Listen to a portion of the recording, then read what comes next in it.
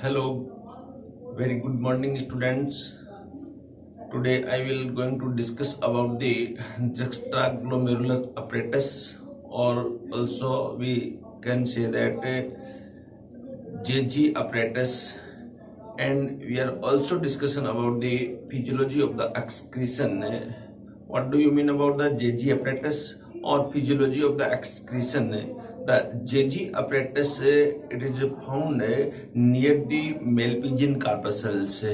Many type of structure of the nephron co-join to each other and form a special type of the structure that is called JG apparatus. The JG apparatus is helpful for the regulation of the urine that is formed by many type of component. There are mainly three type of component found in the JG apparatus.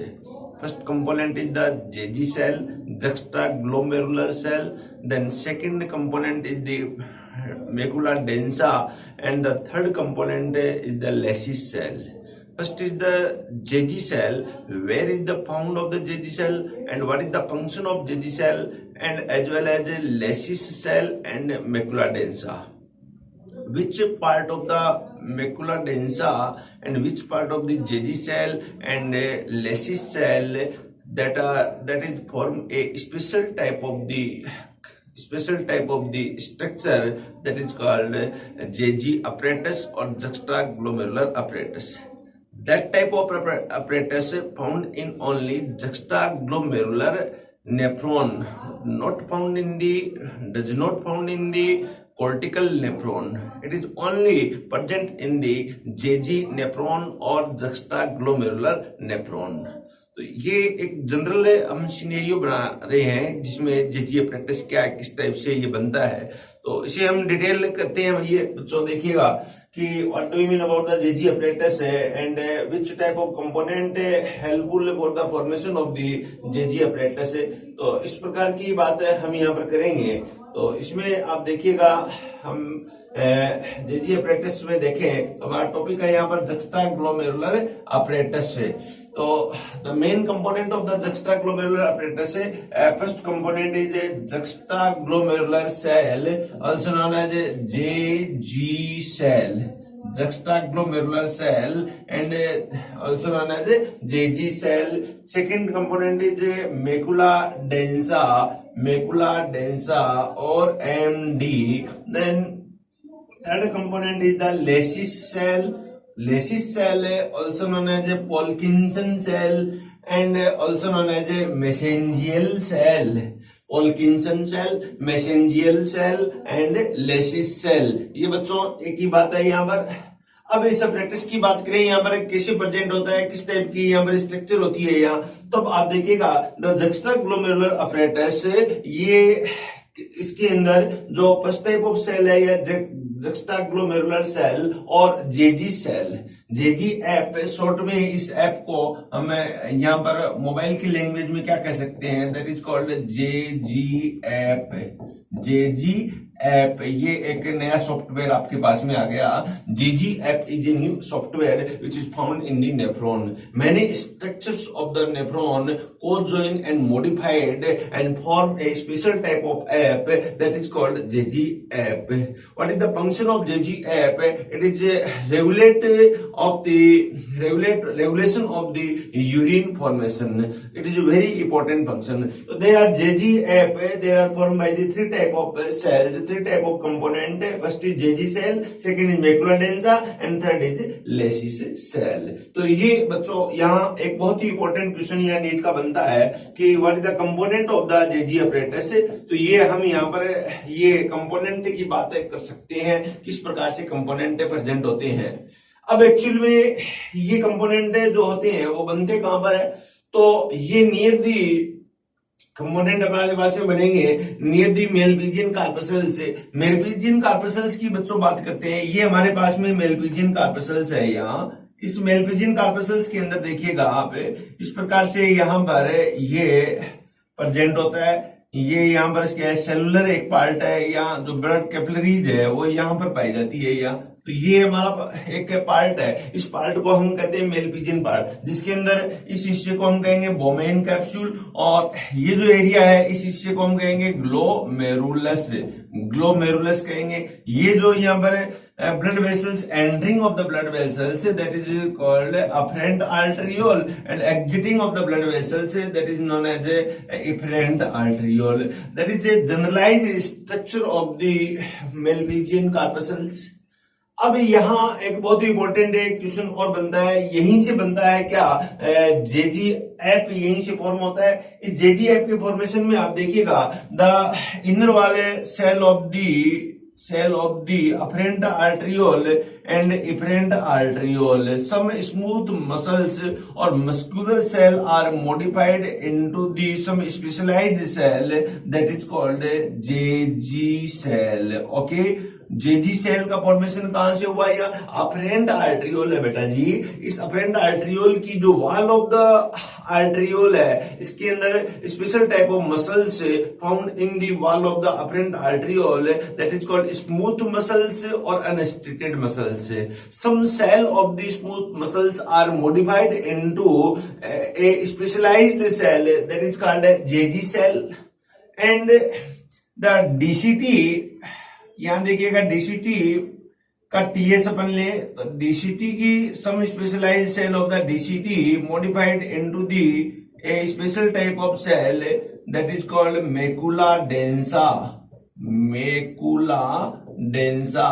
तो अब बच्चों आप देखिएगा यहाँ पर आपसे कहे कि मैकुला डेंसा का फॉर्मेशन कौन कर रहा है, तो आपका आंसर आएगा डीसीटी है, वो मैकुला डेंसा का फॉर्म कर रही है। अब आप कहोगे डीसीटी कैसे है, यहाँ पर डीसीटी तो यहाँ होती है बच्चों। एक्चुअल में वो आपको एक सिंप्लीफाइड डायग्राम बनाया था जी। डीसीटी ये जो नीचे यहाँ है जो पीसीटी है, पीसीटी के बाद में इस प्रकार से कुंडलित होके और यहाँ पर एक ऐसे इस प्रकार की स्ट्रक्चर बनाती हुई पाई जाती है, तो इसको हम कहेंगे DCT.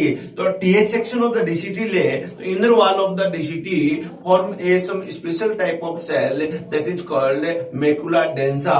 Macula densa is a columnar cell है। व्हाट टाइप ऑफ सेल, तो that is a column type of cell, column type of cell, some special type of cell modified into the macula densa, in between the afferent arteriole and efferent arteriole and macula densa found some special type of modified cells that is called Lassis cell or Purkinson cell। तो यहाँ बच्चों देखिएगा, यहाँ इस macula densa और इसके बीच में जो सेल प्रेजेंट होती है, इस सेल को हम कहेंगे यहाँ पर लेसिस सेल, लेसिस सेल और पॉल्किंसन सेल और mesangial cell.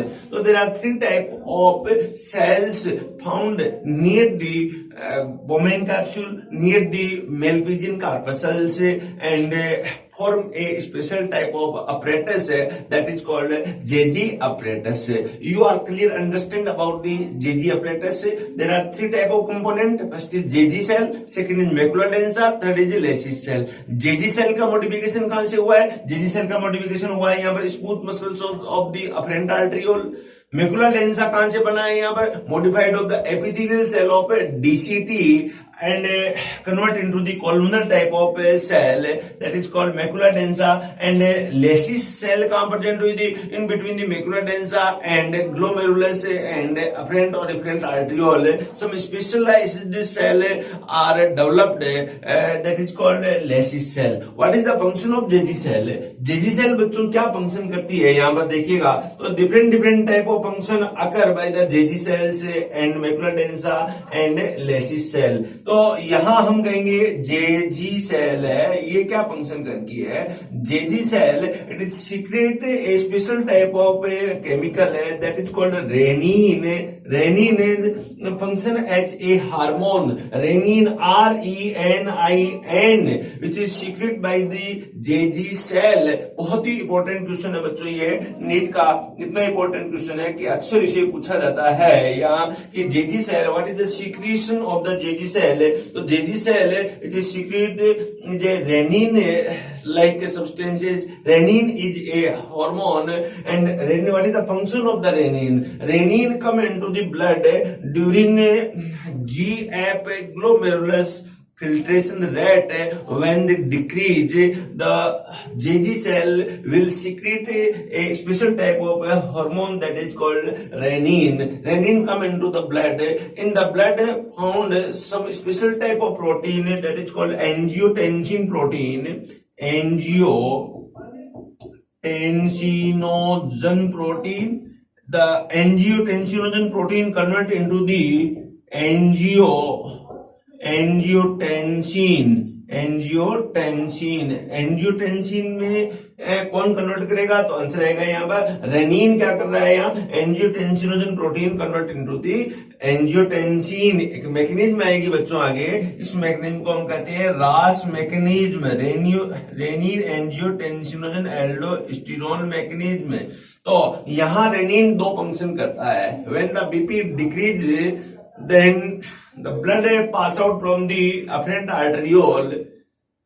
During the BP will be decreased, the JG cell detect of the BP and detect of the sodium ion, then release a renin hormone. The renin come into the blood, then the angiotensin convert into the angiotensin first protein, and renin also act on the adrenal gland, adrenal cortex. The adrenal cortex secrete to the aldosterone for the absorption of the sodium ion in the DCT. तो इस प्रकार से ये JG cell एक बहुत ही important काम कर रही है। जब जब बीपी कम होता है उस समय जेजी सेल है वो फंक्शन करके अपना हार्मोन रिलीज करता है। Then macula densa is a chemoreceptor. It is very important question. Chemo receptor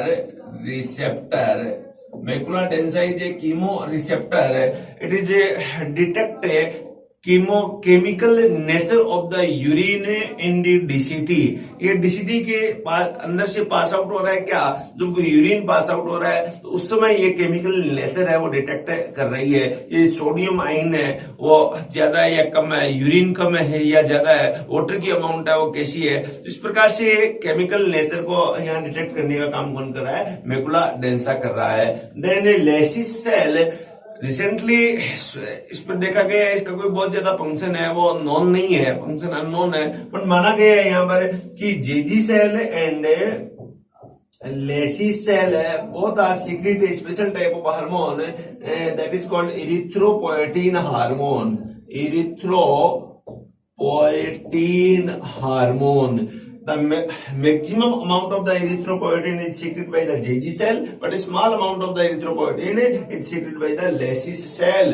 Erythropoietin hormone is a RBC production hormone. It is stimulate. It is a trigger to the formation of the RBC in the bone marrow. तो इस प्रकार से ये hormone भी बहुत important है। तो यहाँ पर किसी न किसी प्रकार से ये जेजी ऐप है हमारे अंदर हेल्पफुल है। किसमें हेल्पफुल है? ये फॉर्मेशन ऑफ द ब्लड में हेल्पफुल है, formation of the urine regulation में हेल्पफुल है यहाँ पर। तो ये बच्चों आप यहाँ पर अब समझ गए होंगे कि जेजी ऐप क्या है। तो it is very important, most important structure and you are clear understand about the JG app and JG cells, the component of the JG apparatus.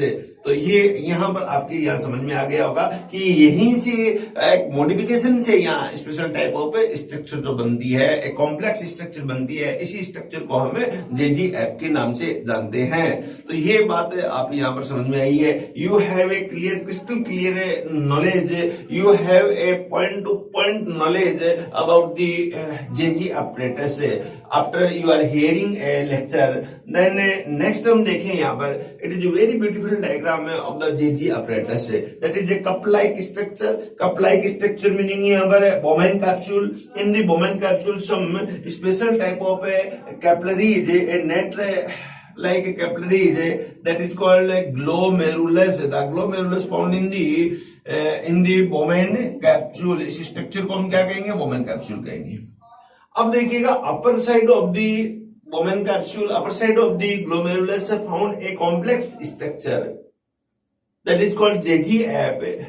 First यहाँ पर ये apparent arteriole है, the coming layer known as the apparent arteriole and exiting blood vessels that is called efferent arteriole.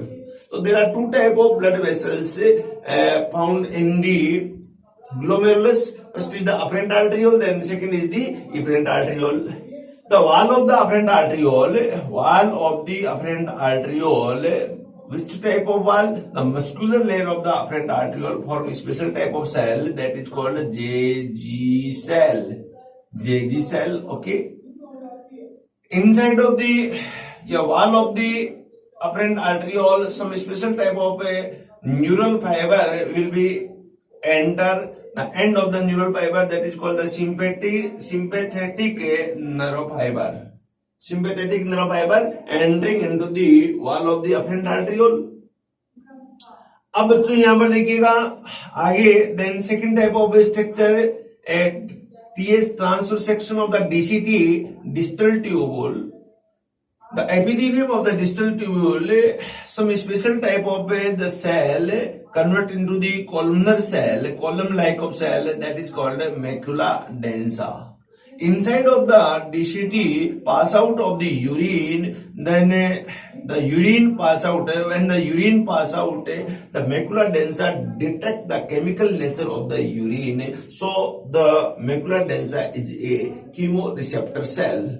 And the JG cell, it is secrete a renin and erythropoietin hormone. Both are hormone, renin, RENIN. एक rennin और होता है RENNIN, which is secreted by the stomach wall. तो RENNIN है जो protein digesting enzyme, proteolytic enzyme, which type of protein? That is the milk protein, casein protein, convert into the caseinogen at the presence of the renin hormone, renin enzyme, sorry.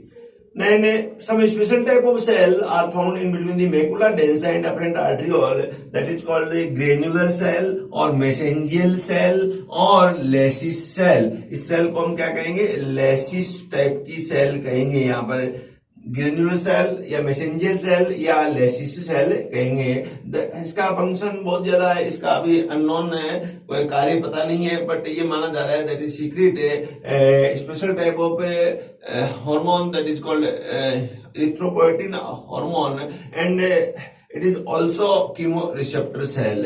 तो ये एक बहुत ही beautiful diagram के द्वारा आप यहाँ पर एक जेजी ऐप को, इसे हम क्या कहेंगे? जेजी ऐप कहेंगे. इस जेजी ऐप को हम यहाँ पर समझ सकते हैं. तो I hope you are clear understand about the JG app. अभी यहाँ पर बहुत अच्छी तरह पे समझ चुके होंगे. यहाँ आगे चले बच्चों, हमें यहाँ नेक्स्ट स्लाइड में देखें. अब देखेंगे step of the urine formation and physiology of the excretion की बात करें तो एक अलग स्लाइड से मैं यहाँ पर आपको बताऊंगा. यहाँ पर फिजियोलॉजी ऑफ द एक्सक्रीशन है, यहाँ फिजियोलॉजी ऑफ एक्सक्रीशन की बात कर रहा है. फिजियोलॉजी ऑफ एक्सक्रीशन क्या है? तो फिजियोलॉजी ऑफ एक्सक्रीशन में हम देखें हम बच्चों कि किस प्रकार से यहां पर फिजियोलॉजी बनती है. यहाँ physiology of excretion. Physiology of excretion को बच्चों हम दो टाइप में डिवाइड करते हैं इस फिजियोलॉजी को. First is chemical mechanism, chemical mechanism of excretion physiology. Then second type is mechanical mechanism of excretion. What do you mean about the chemical mechanism and mechanical mechanism? तो भी यहाँ पर देखिएगा केमिकल मैकेनिज्म के अंदर हम यहाँ पर बच्चों क्या बात करेंगे. यहाँ से एक क्वेश्चन पूछा जाता है नीट के अंदर है कि what do you mean about the chemical mechanism of the physiology of the excretion. Chemical mechanism बच्चों इसके अंदर क्या स्टडी करते हैं? We are study about the urea cycle. Urea cycle chemical mechanism में हम यहाँ पर यूरिया साइकिल की बात करेंगे यहाँ पर. देन मैकेनिकल मैकेनिज्म के अंदर यहाँ पर urine formation It is very important step. Urine formation and urea cycle and urea formation. Urea cycle कह सकते हैं और इसको हम क्या कहेंगे, यूरिया फॉर्मेशन की बात भी कर सकते हैं. इसे कहेंगे that is called urea formation and urea cycle है and also known as the ornithine cycle है. Ornithine cycle. Okay, that is called chemical mechanism, that is called mechanical mechanism. तो बच्चों यहां से सिंपल सा क्वेश्चन पूछा जाता है कि जो एक्सक्रीशन की फिजियोलॉजी होती है उस फिजियोलॉजी में यहाँ पर that is a two type of mechanism. First is chemical mechanism, second is mechanical mechanism. In the chemical mechanism में there are involve a special step that is called urea cycle or ornithine cycle or urea formation. Then involve in the mechanical mechanism that is called urine formation. Urine और urea बच्चों ध्यान रखिए दोनों बहुत are different mechanism. Urea cycle, formation of the urea, synthesis of the urea occur in the liver cell. Liver के अंदर भी बच्चों काम पर होता है. थोड़ा सा जनरली मैं पहले इसके बारे में चर्चा कर चुका, फिर भी यहाँ बता दूं कि the urea cycle is completed into the liver. Urea का फॉर्मेशन कहाँ होता है, यहाँ लिवर के अंदर होता है. अब लिवर के अंदर देखिएगा हमारी बॉडी है उसमें दो मेजर एक्सक्रीटरी प्रोडक्ट होते हैं, उनको लिवर क्या है यहाँ पर यूरिया में कन्वर्ट करता है. दो मेजर एक्सक्रीटरी प्रोडक्ट कौन से होते हैं यहाँ पर, कार्बन डाइऑक्साइड और अमोनिया. ये दो मेजर प्रोडक्ट होते हैं और इनको कन्वर्ट किया जाता है किसमें, यूरिया के अंदर कन्वर्ट किया जाता है.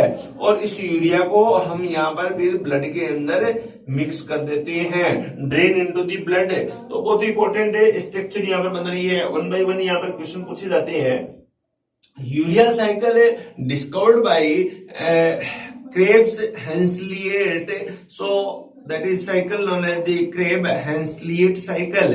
इस साइकिल को हम क्या कह सकते हैं, Krebs-Henschelidt साइकिल कह सकते हैं. ये साइकिल कहाँ कंप्लीट होता है, तो हम कह रहे हैं लिवर के अंदर भी. कौन सी सेल के अंदर, तो आपको हो गए यहाँ पर हिपेटोसाइट सेल्स है, इसके अंदर completed of the urea cycle. इस सेल के अंदर बच्चों ये कंप्लीट होता है. इस सेल में भी यहाँ पर इन्वॉल्व ये दो टाइप की स्ट्रक्चर में इन्वॉल्व होता है. फर्स्ट ये माइटोकॉन्ड्रिया का some special type of enzyme है found in the mitochondria and some enzyme are found in the are present in the cytosol या साइटोप्लाज्म. तो ये जो साइकिल कंप्लीट होता है, initiating of the cycle there are two type of enzyme found in the mitochondria. Initiating of the cycle in the mitochondria matrix region when the carbon dioxide and ammonia को join and form a carbamyl phosphate at the presence of carbamyl phosphate synthesis enzyme and in between the reaction use of the ATP. How many ATP used in the mitochondria? तो 2 ATP will be used in the mitochondria. तो यहाँ पर first 2 step है वो mitochondria के अंदर होती है. Then ornithine enter into the mitochondria and carbamyl phosphate and ornithine join and form with the special structure that is called the citrulline. तो एक और स्ट्रक्चर होती है माइटोकॉन्ड्रिया में, कार्बामाइल फॉस्फेट प्लस सिट्रुलिन जो है, सिट्रुलिन है which is form in the mitochondria. तो ये बच्चों यहाँ पर देखिएगा माइटोकॉन्ड्रिया के अंदर यहाँ बनते हैं. Then next reaction argininosuccinic acid and arginase, then formation of the urea and ornithine. Remaining 3 type of reactions completed in the cytoplasm. तो 3 रिएक्शन तो इसके अंदर होती है और 2 रिएक्शन इसके अंदर होती है. 2 + 3 is equal to total 5 steps होते हैं इसमें यूरिया साइकिल के अंदर. Total how many steps found in the urea cycle, ornithine cycle. तो आंसर क्या होगा यहाँ पर, 5 steps are found in the ornithine cycle. in which cycle the two step found in the mitochondria, first two step, later three step found in the cytosol or cytoplasm of the cell. Which type of cell? The hepatocyte of the cells. Clear understand बच्चों? यहाँ पर बिल्कुल मजा आ गया, बहुत अच्छा मजा आ रहा है, इंटरेस्ट आ रहा है। और जब हमारे अंदर इस प्रकार का इंटरेस्ट डेवलप रहेगा तो हम एक एक बात को बहुत अच्छी तरह बच्चों इसको समझते हुए आगे बढ़ेंगे। यहाँ पर तो हमने यहाँ पर एक ब्रीफली जो यूरिया साइकिल है उसके बारे में हमने यहाँ पर चर्चा की। यहाँ इस साइकिल को हम ऑर्निथिन साइकिल कहते हैं। ऑर्निथिन साइकिल एक एमिनो एसिड है। ऑर्निथिन साइकिल के अंदर जो ऑर्निथिन बनता है, तो ऑर्निथिन क्या है? Ornithine is a amino acid. ये किस टाइप का एमिनो एसिड है? ये नॉन प्रोटीनियस एमिनो एसिड है। नॉन प्रोटीनियस एमिनो एसिड का मीनिंग है ये प्रोटीन सिंथेसिस में इन्वॉल्वमेंट नहीं रखता है। तो प्रोटीन सिंथेसिस में ओनली 20 टाइप के एमिनो एसिड है वो प्रोटीन सिंथेसिस में भाग लेते हैं, इन्वॉल्व होते हैं, जिसे एसेंशियल और नॉन एसेंशियल एमिनो एसिड कहते हैं। Remaining type of the amino acid है वो non proteinaceous amino acid, non protein formation में भाग लेने वाले यहाँ पर एमिनो एसिड्स होते हैं। टोटल हमारी बॉडी में बच्चों नियर अबाउट 200 टाइप ऑफ यहाँ एमिनो एसिड्स होते हैं। उसमें ओनली 20 टाइप के एमिनो एसिड ही प्रोटीन की स्ट्रक्चर में भाग लेते हैं, बाकी प्रोटीन नहीं बनाते हैं। कहीं न कहीं वो दूसरी मेटाबॉलिक रिएक्शंस में वो इन्वॉल्वमेंट है उनका। तो इस प्रकार से ऑर्निथिन एक या नॉन प्रोटीनियस और सिट्रुलिन भी एक एमिनो एसिड है, वो भी यहाँ नॉन प्रोटीनियस एमिनो एसिड है। नॉन प्रोटीनियस का मीनिंग मैंने कहा that is not does not involve in the formation of the protein, that is called non proteinaceous amino acid. तो ये भी एक प्रकार का, सिट्रुलिन भी ऐसा ही एमिनो एसिड है, ऑर्निथिन भी ऐसा एमिनो एसिड है। तो यहाँ देखिए साइकिल की स्टार्टिंग है वो ऑर्निथिन का माइटोकॉन्ड्रिया में प्रवेश करने से होती है और इसके बाद में एंड ऑफ द प्रोडक्ट है arginase convert into the urea and ornithine. तो एंड प्रोडक्ट के रूप में भी यहाँ पर ऑर्निथिन बनता है। तो इसलिए हम that is called ornithine cycle, इसे हम क्या कहेंगे? ऑर्निथिन साइकिल के नाम से जानते हैं। तो ये यहाँ पर इन्वॉल्व है केमिकल मैकेनिज्म के रूप में। बच्चों सेकंड टाइप ऑफ मैकेनिज्म है mechanical mechanism. What do you mean about the mechanical mechanism? The mechanical mechanism involve in the nephron, various part of the nephron. Various part of the nephron meaning there are 3 type of mechanism found in the nephron for the formation of the urine. The first mechanism is the ultrafiltration. Then second mechanism is the selective reabsorption, and third mechanism is the secretion of the nephron. तो यहां पर 3 type of mechanism that is completed in the whole part of the nephron. First mechanism for the urine formation is called ultrafiltration. The ultrafiltration mechanism is completed in the Malpighian body और glomerulus और Bowman capsule. Then selective reabsorption mechanism is completed in the PCT, Henle loop and DCT, and the secretion mechanism completed in the PCT and DCT। तो ये बच्चों यहाँ पर आप समझ गए होंगे यहाँ पर कि मैकेनिकल जो प्रोसेस है उसमें नेफ्रॉन इन्वॉल्व रहता है और नेफ्रॉन के वेरियस पार्ट डिफरेंट मैकेनिज्म से यहाँ पर फॉर्म करते हैं, यूरिन फॉर्म करते हैं।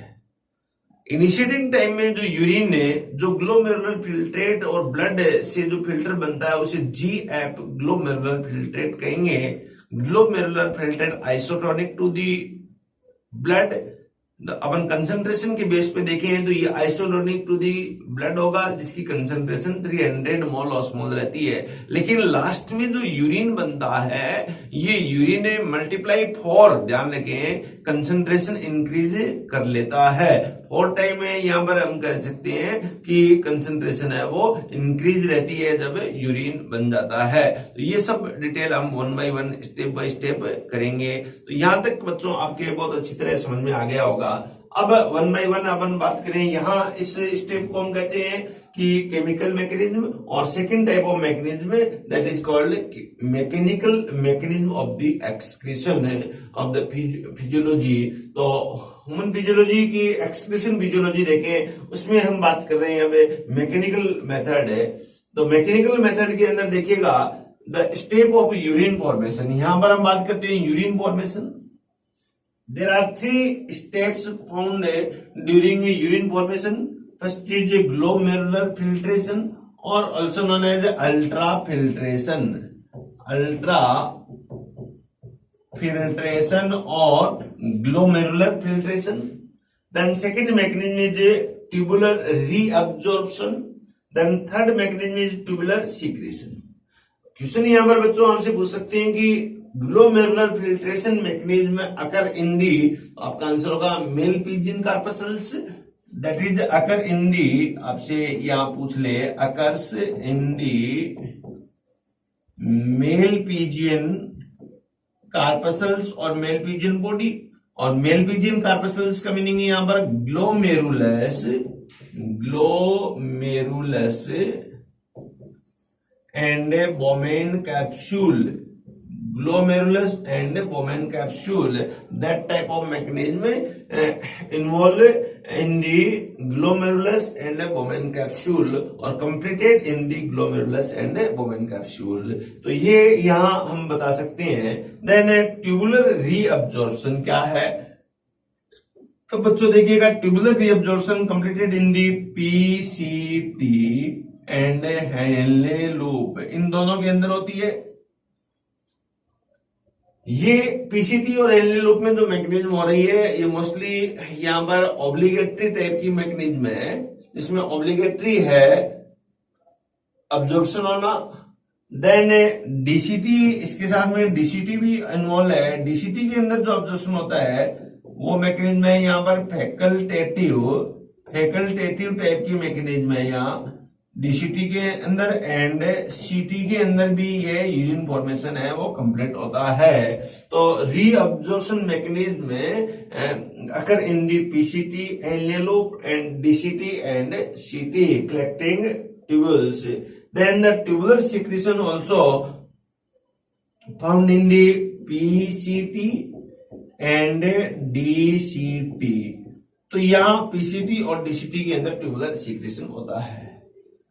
अब एक चीज और यहाँ पर ध्यान रखिए, रीअब्जॉर्प्शन और सीक्रेशन में एक्चुअल में डिफरेंस क्या है, फिल्ट्रेशन में एक्चुअल में डिफरेंस क्या है, ये बात भी बच्चों में एक फंडामेंटल क्लियर होना चाहिए कि रीअब्जॉर्प्शन में क्या होता है, सीक्रेशन में क्या होता है और फिल्ट्रेशन में क्या होता है। तो देखिए जनरल मैं थोड़ा समझाने का प्रयास करूंगा बच्चों। यहां हमारा एक एरिया है, इसको हम कहेंगे ग्लोमेरुलर फिल्ट्रेट। यहां से ब्लड इसके अंदर है, ये ब्लड एरिया है, इसके अंदर से यहां ब्लड आएगा और यहां से ब्लड निकल जाएगा। तो बच्चों यहां पर एक प्रेशर डिफरेंस डेवलप होता है। इस प्रेशर के डिफरेंस से यहां सम स्पेशल जो मटेरियल है वो यहां फिल्टर हो जाएंगे, और ये जो फिल्टर होंगे इसको हम कहेंगे GF, glomerular filtrate. That type of material known as the GF। Filter क्या होता है? ब्लड फिल्टर होता है, ब्लड फिल्टर होता है। इसमें क्या नहीं आ पाता, तब ध्यान रखिए large size of molecule like RBC, WBC plus platelet plus fat molecule, ये यहां पर फिल्टर नहीं हो पाते हैं यहां पर। तो और large size of large protein, ये यहां पर फिल्टर नहीं हो पाते हैं यहाँ। तो that type of material found in the glomerulus filtration, and in the blood the pressure will be increased, then the blood filter from the slip pore and ultra filtration है। तो यहाँ GF आया बच्चों, तो इसे मैकेनिज्म को हम कहेंगे यहाँ पर फिल्ट्रेशन की मैकेनिज्म अपन इसे कहते हैं। तो ये यहाँ पर बच्चों देखिएगा फिल्ट्रेशन की मैकेनिज्म बनी। तो अब आगे आप देखिए फर्स्ट मैकेनिज्म यहाँ पर कंप्लीट हुई फिल्ट्रेशन की मैकेनिज्म। इस GF के अंदर आप देखिएगा कि यूजफुल एंड हार्मफुल दोनों टाइप के सब्सटेंसेस होते हैं। useful and harmful both type of substances are found in the GF. Useful meaning क्या कह सकते हैं, हमारी बॉडी के लिए वो रिक्वायर्ड है, हमारी बॉडी के लिए वो एसेंशियल सब्सटेंसेज है, वो भी यहाँ ब्लड के साथ में फिल्टर हो जाते हैं, that is called useful substances. Like a glucose यहाँ पर फिल्टर हो जाता है, लाइक एमिनो एसिड यहाँ पर फिल्टर हो जाता है, amino acid also filter in the glomerulus, and some ions यहाँ पर फिल्टर हो जाते हैं, एंड वाटर भी यहाँ पर फिल्टर हो जाता है. ये सब हमारी बॉडी के लिए यूजफुल भी है.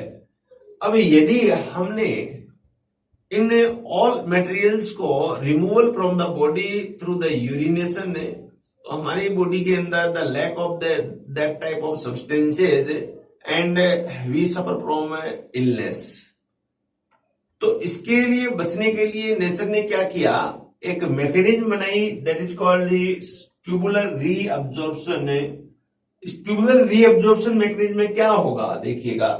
रीअब्जॉर्प्शन का मीनिंग है यहाँ, अब मैं इधर थोड़ा सा यहाँ बता दूं कि रीअब्जॉर्प्शन में एक्चुअल में होता क्या है. रीअब्जॉर्प्शन में होता ये है, ये अलग स्लाइड लेके बता दूं, दो मैकेनिज्म होती है, एक होती है रीअब्जॉर्प्शन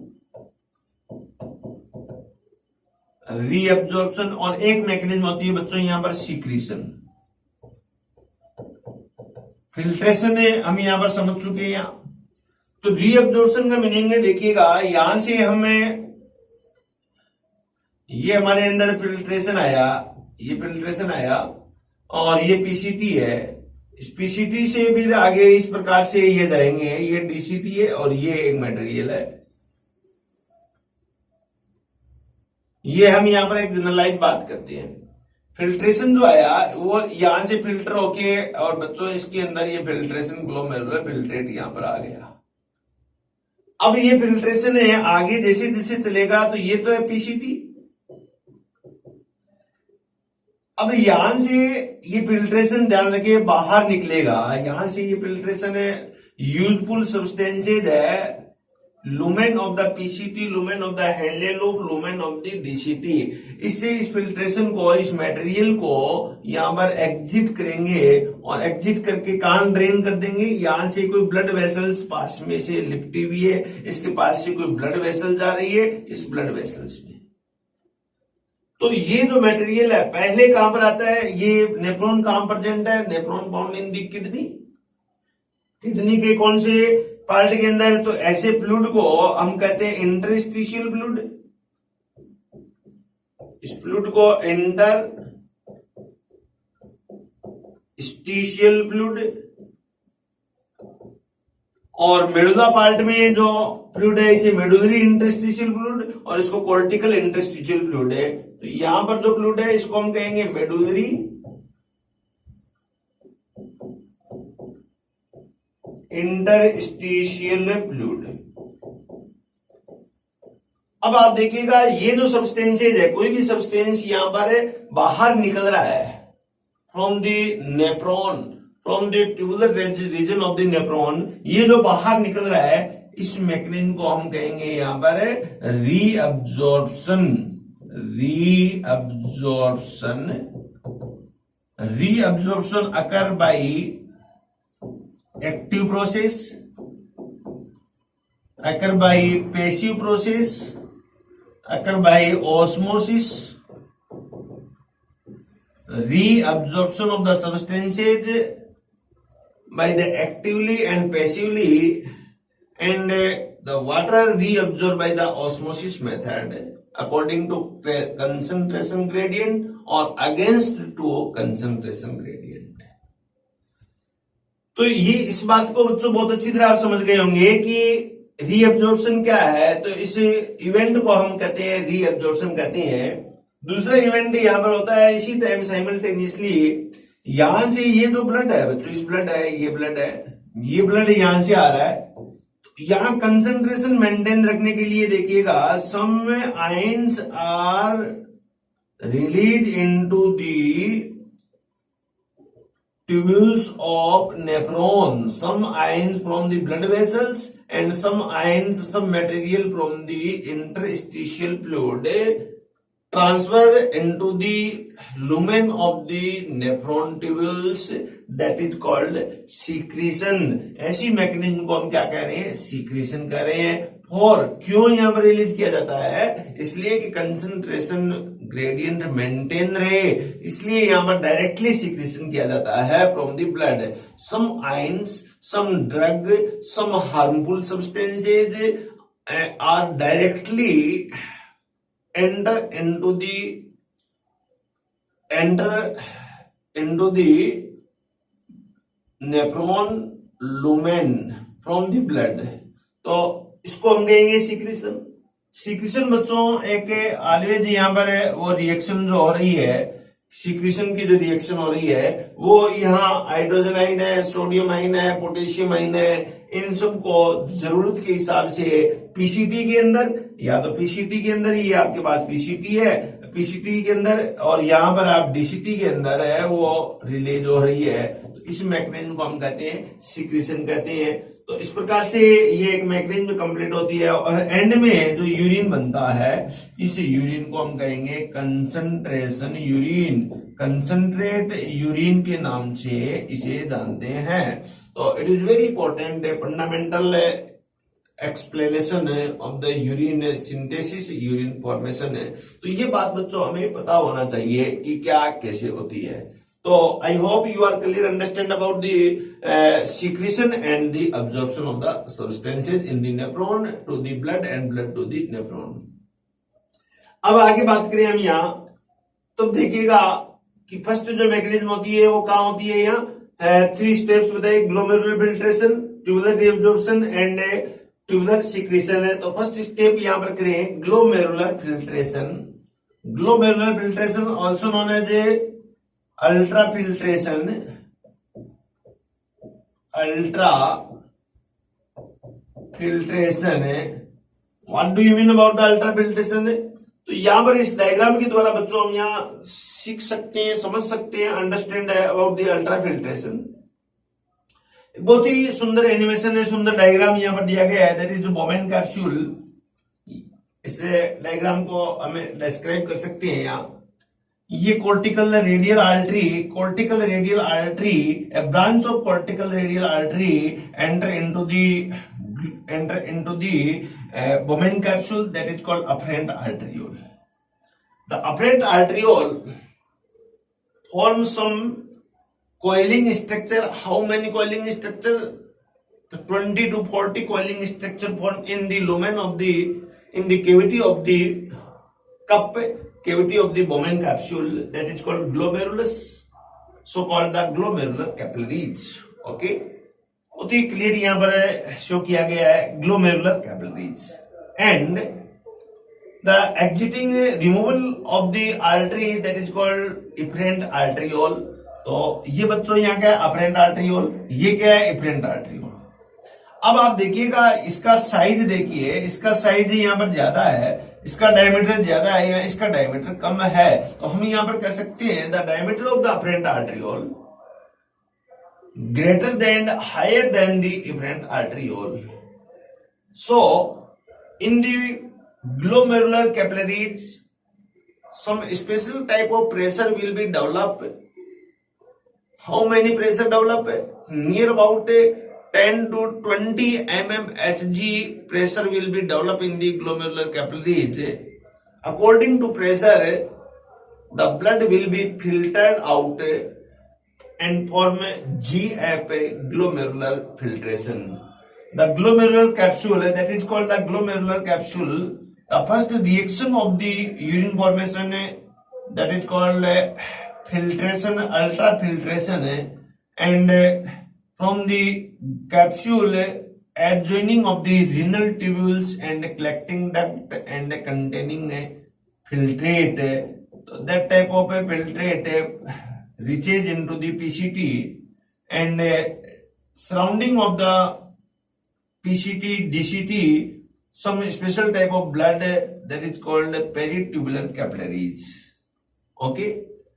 Step number 2 यहाँ पर शो कर रही है, some materials are come into the blood from the nephron that is called reabsorption. इसी मैकेनिज्म को हम बच्चों क्या कहेंगे, रीअब्जॉर्प्शन कहेंगे। अब आप बिल्कुल क्लियर समझ गए होंगे कि यहां से यहां मटेरियल को भेजने में जो मैकेनिज्म है इसे कहेंगे reabsorption. Some ions and materials of the blood directly secrete into the renal tubules from the blood. इसका डायरेक्शन नंबर 3 यहां पर दिखाया गया है, इसको हम कहेंगे बच्चों सीक्रीशन। तो ये यहां पर क्या हो रहा है, सीक्रीशन हो रहा है।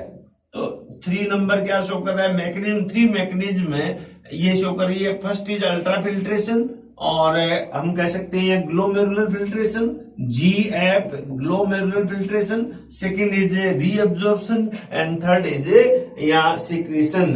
तो 3 मेजर यहाँ रिएक्शन होगी। यहाँ पर दिखाया गया 3 major renal processes, filtration, absorption and secretion. तो ये बहुत ही अच्छे तरीके से बच्चों ये डायरेक्ट है, यहाँ पर अंडरस्टैंड कर सकते हैं हम कि किस प्रकार से ये तीनों मैकेनिज्म यहाँ पर कंप्लीट होती है। ओके, आगे चले हम यहाँ पर। देन ये फिर एक और डायग्राम लिया है, बहुत सुंदर डायग्राम लिया है यहाँ पर। ये एक ग्लोमेरुलर कैप्सूल यहाँ पर दिखाया गया है बच्चों। ये जो मैकेनिज्म है ये अफरेंट आर्टरियोल, यहां से ब्लड आ रहा है, इसको हम कह रहे हैं अफरेंट आर्टरियोल। देन यहां से ये ब्लड निकल रहा है, इसे कहेंगे हम इफरेंट आर्टरियोल। तो जैसे ही ब्लड इसके अंदर आएगा तो यहाँ पर फर्स्ट मैकेनिज्म कंप्लीट होगी, इसको कहेंगे फिल्ट्रेशन। तो अब आप बच्चों समझ गए होंगे कि filtration, glomerular filtration occur in the glomerulus and Bowman capsule. तो मेजर रोल है वो किसका है, ग्लोमेरुलस का है यहाँ। फिर यहां पर ये सब्सटेंसेज यहां पर आया, यहां से आगे पीसीटी के अंदर गया। पीसीटी में देखिएगा यहाँ 2 रिएक्शंस हो रही है। Some materials are transfer into the efferent arteriole like peritubular capillaries, and some materials are transferred from the peritubular capillary to the PCT and DCT, that is called secretion. तो ये यहाँ पर tubular reabsorption from the glomerular filtrate into the blood, that is called reabsorption। यहां से यहाँ material जा रहा है, इसको हम कहेंगे reabsorption। और इस ब्लड से मटेरियल, कैपिलरी से मटेरियल कहां जा रहा है, ये हमारे रीनल ट्यूब्यूल्स के अंदर ट्रांसफर हो रहा है, इसे हम कहेंगे यहाँ पर सीक्रेशन। और एंड में क्या बन रहा है, एक कंसंट्रेशन यूरिन बन रहा है, जिसमें urea, creatinine and other harmful substances यहाँ पर प्रेजेंट होते हैं। तो इस प्रकार से ये एक renal tubular and collecting duct तक की एक स्ट्रक्चर को हम डिस्क्राइब कर सकते हैं। बहुत ही सुंदर, बहुत ही ब्यूटीफुल, एक्सीलेंट एक ये आपके सामने स्लाइड है, जिसके द्वारा बहुत अच्छी तरह हम समझ सकते हैं। देन नेक्स्ट एक और यहाँ पर रिएक्शन दिखाई गई है, फिर और इसको देखें, एक बोमेन कैप्सूल के अंदर यहाँ फिल्ट्रेशन कैसे होता है। तो ये फिल्ट्रेशन बच्चों यहाँ पर, ये ब्लड है, ब्लड में से क्या है, प्लाज्मा यहाँ फिल्टर होता है, देखिएगा ये। और ये पोर है, फेनिस्ट्रा पोर है, ये यहाँ पर स्लिट पोर है, स्प्लिट पोर से फिल्टर होता हुआ और ये मटेरियल यहाँ पर आता है। तो इसे हम कहेंगे यहाँ पर क्या, ग्लोमेरुलर फिल्ट्रेट मेम्ब्रेन के नाम से जानते हैं। The lumen of the capillary, इसके अंदर प्लाज्मा एंड फेनिस्ट्रेशन पोर। यहाँ फिल्ट्रेशन मेम्ब्रेन में क्या है, देखिए कैसे बनती है फिल्ट्रेशन मेम्ब्रेन। ये फिल्ट्रेशन मेम्ब्रेन के फॉर्मेशन में capillaries, endothelium, basement membrane, foot process of the podocyte of the glomerular capsule. There are 3 type of structure involved in the formation of the glomerular filtration membrane, which is found in between the glomerulus and podocyte cells and visceral layer of the capsule वाल। तो यहां इस प्रकार से एक और tiny structure microscope से हम देखें तो एक स्ट्रक्चर बनती है, जिसके द्वारा हम फिल्ट्रेशन रेट को हम बता सकते हैं कि इस प्रकार से फिल्ट्रेशन होता है। तो that is very important structure, तो इसे भी आप यहां पर समझ सकते हैं। देन अब फर्स्ट पॉइंट यहां पर है, यहां आपके ब्रेन के अंदर एक सिनेरियो बन गया है कि किस प्रकार से यहाँ फिल्ट्रेशन की क्रिया होती है। बहुत अच्छी तरह आप यहाँ पर एक समझ चुके होंगे। अब 1 by 1 पॉइंट टू पॉइंट हम बात करें। The glomerular filtration, what do you mean about the glomerular filtration. तो इसके लिए हम देखेंगे the first step in the urine formation, ये बच्चों क्वेश्चन पूछा जाता है नीट के अंदर कि first step of the urine formation is called यहाँ पर glomerular filtration, is the filtration of blood which is carried out by the glomerulus. कहां कंप्लीट होती है बच्चों ये रिएक्शन, तो आंसर रहेगा अपना ग्लोमेरुलस के अंदर। This process occur in the Malpighian corpuscles of the nephron. तो ये क्वेश्चन भी बच्चों यहां से क्वेश्चन फ्रेम किया जाता है, ये वर्ड भी बहुत इंपॉर्टेंट है कि जो फिल्ट्रेशन मैकेनिज्म है वो कहां कंप्लीट होती है, तो ग्लोमेरुलस के अंदर, और लार्ज स्केल पे देखें तो मेलपीजियन कार्पसल्स है वहां पर फिल्ट्रेशन मैकेनिज्म कंप्लीट होती है।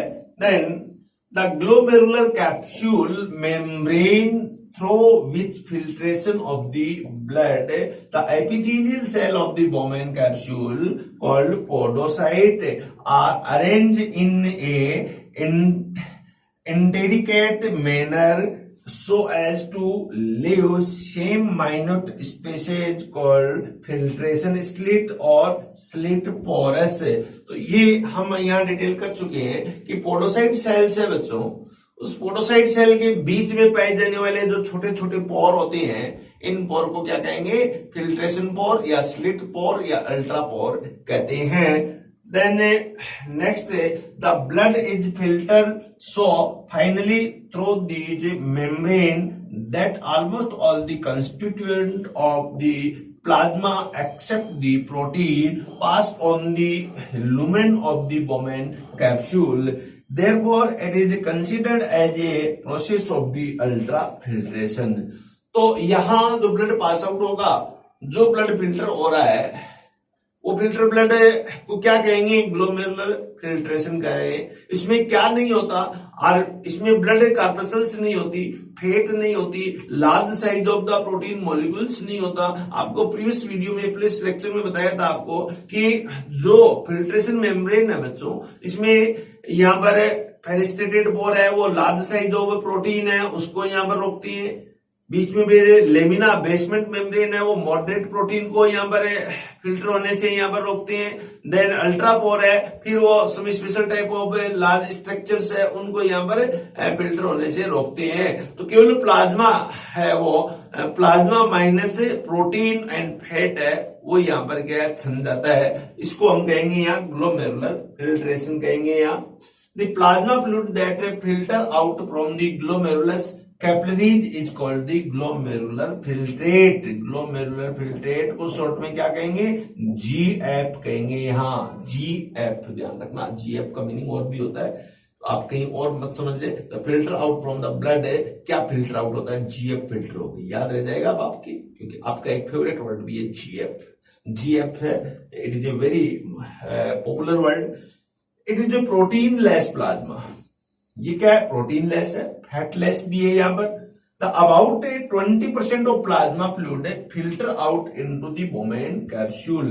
कितना प्लाज्मा फिल्टर आउट हो जाता है, near about 20% plasma filter out यहाँ हो जाता है। The amount of the filtrate form by the kidney per minute is called glomerulus filtration rate. इसे हम जीएफआर के नाम से जानते हैं। GFR in the healthy individual approximately 125 ml per minute. Very very important data, यहां से क्वेश्चन बच्चों पूछा जाता है कि 1 मिनट के अंदर कितना जीएफआर क्षमता है यहाँ पर, तो आंसर क्या होगा 125 ml। तो एक दिन में कितना, 180 लीटर। वन डे के अंदर कितना, दोनों ही क्वेश्चन बहुत इंपॉर्टेंट है। यहाँ पर ये पूछा जाता है कि 1 डे में how many filtration occur in the Bowman capsule, तो आंसर होगा यहाँ पर या 180 लीटर। और 1 मिनट में कितना फिल्टर होता है, या 125 फिल्टर यहाँ पर कर सकते हैं। तो इसको मल्टीप्लाई कर सकते हैं, 1 मिनट में या कितना 25, तो 1 आवर के अंदर कितना, यहाँ 60, तो 1 डे के अंदर कितना यहाँ पर 24 is equal to 180 litre per day. तो ये आपका डाटा यहाँ पर कैलकुलेट कर सकते हैं इस प्रकार से। तो इसी बेस पे क्वेश्चन आपसे पूछ भी सकते हैं यहाँ कि यहाँ एक हेल्दी पर्सन है, उसके अंदर 125 ml per minute filtration rate है, तो आपके 12 आवर में कितना यहाँ ब्लड है वो फिल्टर होगा? तो आंसर होगा यहाँ पर कितना लीटर फिल्टर होगा, जीएफ बनेगा। तो इसका 180 मल्टीप्लाई 2 हाफ कर दो इसे, तो ये आपका आंसर आ जाएगा। तो नियर अबाउट 90 लीटर अपन कह सकते हैं। तो ये ब्लड पर डे यहाँ पर यूरिन है या जीएफ है वो बनेगा। देन अब देखिएगा ब्लड कितना पास आउट होता है। On an average 110 to 1200 ml of blood is filtered bye the kidney. 1 minute में इतना ब्लड पास आउट होता है। 1100 से लेकर 1200 1100 to 1200 ब्लड ml ब्लड है वो पास आउट होता है फ्रॉम द 1 मिनट। ये फिल्टर होता है तो 125 ml वो फिल्ट्रेट बनता है by the kidney per minute. Renal blood flow, इसको that is called the renal blood flow. आपसे ये क्वेश्चन पूछा जाता है, how many renal blood flow? तो 1100 से 1200 ml renal blood flow which constitute रफली 20 to 25% of the blood pump by the each ventricle of the heart in a minute cardiac output, and of this blood about 6650 ml is the blood plasma 55%। Blood plasma कितना होता है? 55% होता है। उसका 650 ml जो plasma है वो यहां पर छन जाता है, फिल्टर हो जाता है। This 650 ml is called the renal plasma flow. तो रीनल प्लाज्मा फ्लो, अब आप देखिएगा 1100 से 1200 क्वेश्चन, 1100 से 1200 यहां पर टोटल ब्लड ml ब्लड है 1 मिनट के अंदर पास आउट होगा। इसमें प्लाज्मा कितना पास आउट होगा? तो नियर अबाउट 650 ml प्लाज्मा है वो यहां से पास आउट होगा। तो क्षमता क्या है? तो प्लाज्मा क्षमता है 6, इसे हम क्या कहेंगे? रीनल प्लाज्मा फ्लो कहते हैं। About 20% of the blood plasma filter by all nephrons of the both kidney in a minute. इसका कितना परसेंट है? 20% नियर अबाउट क्षमता है। तो 20% कितना होगा यहाँ पर? That is called 125 ml। 20% of the 650 ml is 125 ml which called the glomerular filtration. इसको हम जीएफ के नाम से जानते हैं, that is called GF rate, और इस रेट का नाम दे दिया गया GFR rate. The filtration fraction, what do you mean about the filtration fraction? The filtration fraction is the GFR dividing by RPF, renal plasma flow. So GFR is 125 and the renal plasma 650 ml. When the dividing of the renal plasma, that is we gain 1/5 इतना हम क्या है प्राप्त कर लेते हैं, जो कि फिल्ट्रेशन फ्रैक्शन आता है, that is called the filtration fraction. तो ये क्वेश्चन आपसे पूछ सकते हैं बच्चों कि फिल्ट्रेशन फ्रैक्शन क्या है और कितना मिलता है। तो यहाँ 1/5 फिल्ट्रेशन फ्रैक्शन है। The pressure involve in the glomerular filtration, कौन कौन से यहाँ पर ध्यान रखिए बच्चों प्रेशर है वो इन्वॉल्व है फॉर द फिल्ट्रेशन।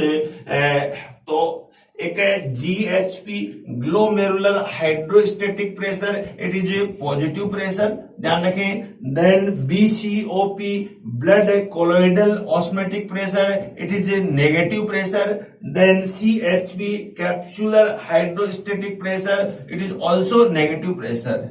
तो ड्यूरिंग फिल्ट्रेशन देखिए 2 टाइप के प्रेशर तो यहाँ पर नेगेटिव प्रेशर लगते हैं और एक प्रेशर यहाँ पर पॉजिटिव प्रेशर डेवलप होता है। पॉजिटिव प्रेशर क्या है? GHP glomerular hydrostatic pressure. जो ग्लोमेरुलस है उसके अंदर जो फ्लूइड है वहां जो प्रेशर डेवलप होता है उसको हम कहेंगे positive pressure. Blood colloidal pressure और कैप्सूल हाइड्रोस्टेटिक प्रेशर, इसको हम कहेंगे यहाँ पर नेगेटिव प्रेशर, जो इसके अगेंस्ट में प्रेशर यहाँ डेवलप होता है। देन एनपीएफ या effective filtration pressure is equal to GHP minus BCOP plus CHP. अब देखिएगा net filtration pressure is equal to, तो जीएचपी की वैल्यू यहाँ पर है 60 mmHg BCOP की वैल्यू यहां पर देखिएगा 32 mmHg, CHP value is 18 mmHg। तो यहां देखिए BCOP plus CHP is equal to 50 mmHg, total value of the GHP is 60 mmHg। तो how many pressure will develop in the glomerulus? 10 mmHg in case of human being. ध्यान रखिए, it is very important यहाँ। तो ये pressure बच्चों यहाँ develop होगा और इस प्रेशर से फिल्ट्रेशन है वो GFR है वो बनेगा, यहाँ पर फिल्टर होगा यहाँ, और रीनल प्लाज्मा फ्लो है वो बना रहेगा, और 125 पर मिनट के हिसाब से ये प्लाज्मा फिल्टर होता रहता है। तो ये यहाँ बहुत ही इंपॉर्टेंट है। ये दोनों प्रेशर क्या हुआ है? BCOP नेगेटिव प्रेशर और CHP negative pressure. CHP capsular pressure है। कोई भी बच्चों देखिए यहां जो प्रेशर लगता है ये है, ये जो प्रेशर है, यहां जो ब्लड फिल्टर होगा, ये जो ब्लड फिल्टर हो रहा है, यहां से जो प्रेशर डेवलप हो रहा है, तो यहां कैप्सूल की वाल है, ये इसके अगेंस्ट में प्रेशर लगाती है बच्चों, ये इसके अगेंस्ट में यहां वापिस जो प्रेशर लगाएगी, तो ये प्रेशर क्या हुआ? नेगेटिव प्रेशर हुआ। इसी प्रकार ब्लड के अंदर जो कोलॉइड है उसका जो प्रेशर है वो भी यहां पर क्या है? नेगेटिव प्रेशर है। इसको हम कहेंगे BCOP, इसको हम कहेंगे यहां पर CHP, और यहां जो प्रेशर आ रहा है इस प्रेशर को हम कहेंगे GHP, ग्लोमेरुलर हाइड्रोस्टेटिक प्रेशर। तो ये प्रेशर क्या हो गया? Positive pressure. इसको कहेंगे GHP कहेंगे, जो 60 mmHg है, 60 mmHg है। और BCOP यहां पर है 32 mmHg है, 32 mmHg, और CHP यहां पर नियर अबाउट 18 mmHg प्रेशर है। तो इस प्रकार से आपके पास में यहां पर 60 है ये, और 60 और 50 हो गया यहां पर नेगेटिव प्रेशर। तो कितना प्रेशर यहां पर इंक्रीज रहा? 10 mmHg। एवरेज पर्सन के अंदर बच्चों इसे 10 to 20 mmHg मानते हैं। इतना इसके बीच में ये प्रेशर है वो इंक्रीज होता है, और इससे यहाँ इस प्रेशर से क्या होगा? यहाँ पर फिल्ट्रेशन हो जाएगा और GF है वो बन जाता है। तो ये अब एक प्रेशर की इक्वेशन आप समझ गए होंगे। एक साइंटिस्ट था, इन्होंने ये इक्वेशन समझाई थी, इसको लुडविंग साइंटिस्ट जो था उसका नाम था Ludwig. According to Ludwig, that type of pressure will develop in the glomerulus and the 10 mmHg pressure will be increased due to the difference between the afferent arteriole and the efferent arteriole and form GF। तो ये बच्चों आप यहाँ पर बहुत अच्छी तरह समझ चुके होंगे कि एक इस स्पेशल प्रेशर से यहाँ डेवलप होगा क्या? यहाँ GFR डेवलप होगा। तो यहाँ हम बहुत अच्छी तरह इस चीज को समझ चुके हैं। एक क्रिस्टल क्लियर नॉलेज है हमारे पास में अब इस टॉपिक का है, और बहुत ही फंडामेंटल और फिजियोलॉजिकल एक टॉपिक है, अंडरस्टैंडिंग एक टॉपिक है, जिसके द्वारा हम GFR बना सकते हैं। यदि हमारे पास में ये समझ गए तो आगे हम इसके आंसर बहुत अच्छी तरह दे सकते हैं। Thank you so much.